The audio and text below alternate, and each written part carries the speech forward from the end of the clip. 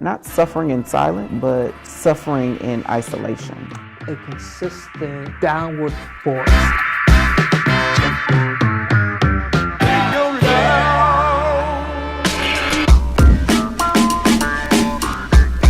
I think we grew up in the last days when you had to think and truly apply putting this together, that together to get a solution. But I count that a privilege. It is extreme privilege to be able to think that to connect to somebody, I actually got to go connect to somebody. You have to talk to someone. I got to open my mouth and talk.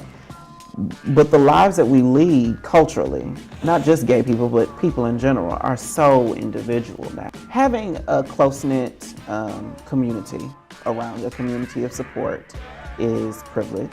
Having health insurance, access to health insurance, even if you don't access it, those are privileges.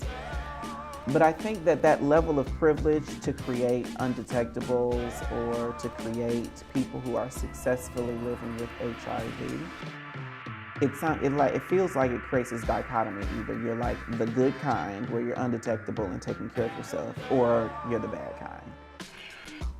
And it seems like we're creating a new level of stigma. Is that your experience?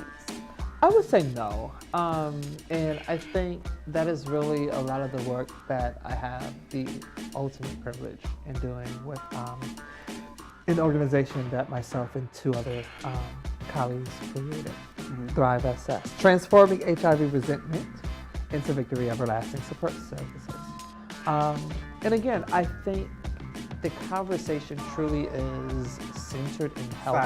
Sidebar. Every time you say everlasting and Thrive SS, I really want to be like, hold his everlasting arms and lean in. All we got is the universe, baby, okay? So I think the conversation is truly centered in health equity. And health equity is being able to provide an individual exactly what they need. Knowing that this person may need more than this person, and it's truly okay, you know? So my conversation around undetectable is, yes, you really, as a person living with HIV, you really should be virally suppressed, being that it increases your health outcomes. Okay. But if you're not undetectable, okay, you can still achieve better health. And that is through mental health support, that's through a positive support system, that's still consistently taking your medication every day, you know, to really drive down your level of virus to the lowest it could be.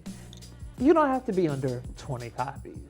You don't have to be under 10 copies, you know? But again, you should be achieving or walking towards your ultimate health outcomes, which should be determined between you and your care team and your support system. You said mental health. What does that mean when you have the rest of the world that's black around you being like, bro, you don't need that. Black people don't get sick. Black people don't do this shit. Black people. I think it was a Greek god, Atlas, who held the world on his shoulders. His shoulders. I think it is a consistent